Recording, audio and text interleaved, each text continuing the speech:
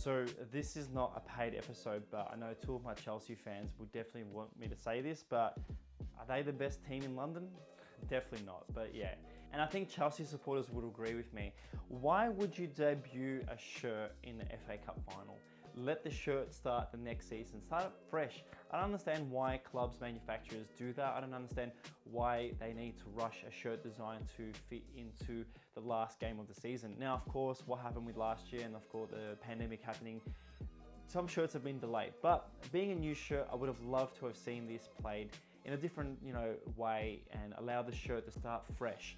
They started the season with a loss. Kind of confuses me why they would do that. And it wasn't only the men's team, but it was also the women's team. They also wore this in the Champions League final against Barcelona.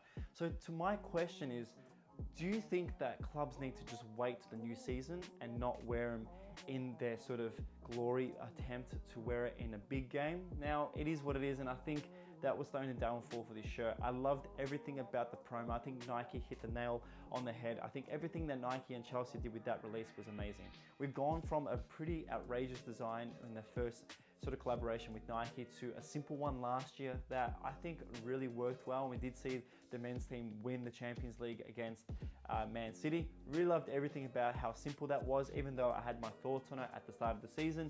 Looking at the shirt in person, I have noticed a few elements that I have seen on other shirts of the Nike era. Some of the zigzags we have here on the right side of the shirt do remind me of the zigzags we've seen on a Nigeria shirt. So is this a design element that has been copy pasted from that? But as always, I think that Chelsea have done a great job with this kit this year. I have not seen away and third shirt as of the recording, but I do hope for the fact of the fans it's a bit more of a simple, clean approach. A little fun fact that I need to say is that this does feature the Leon blue and Opt yellow. Last year's blue was the Rush blue. So I always wonder why clubs, manufacturers do change the blues or the colors of their home kits. I think not many fans will understand the difference between the two different blues. It's not much of a difference in the Pantone blues. The kit itself is inspired by the 60s. The groovy approach is amazing. I think as a club in London, they had to connect it to some of the elements. We did see that with the Joy Division throwback to the Man United shirt. And I believe that this is something that London clubs really missed out on. And I do like the fact that they have gone for that 60s approach. Well, I hate to say it, the shirt does look well on me. I really enjoy the feeling of this shirt. It does remind me again of the Nigeria design that we recently have seen in the 2020 release. I think that Nike have really done well with their shirts recently in the sense of the way the material feels on the inside. Of course, this is a fan version, so if you are after any of the new shirts this year, please wait till the end of the year to get any dry fit versions. I do think that dry fits are going to be a greater element to a football kit, similar to what the Vapor was to the fan version last season and the season before that. Overall, the kit is great. I love the yellow sort of detailing on the side and cross-referencing with the Nike badge here.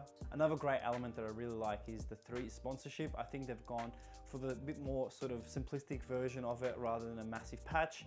I do like the fact that it is a bit more detailed than last season's one. And as always, this kit is available at ultrafootball.com. If you are after any of this season or last season's shirts, please check them out in the comments below. What are your thoughts on this year's Chelsea kit? Do you think it is great, or do you think they've pushed the boundaries a bit too far? Is it too bold, or is it not bold enough? And as always, please stay safe, stay away from stupid people, and I'll see you in the next episode. Thank you and goodbye.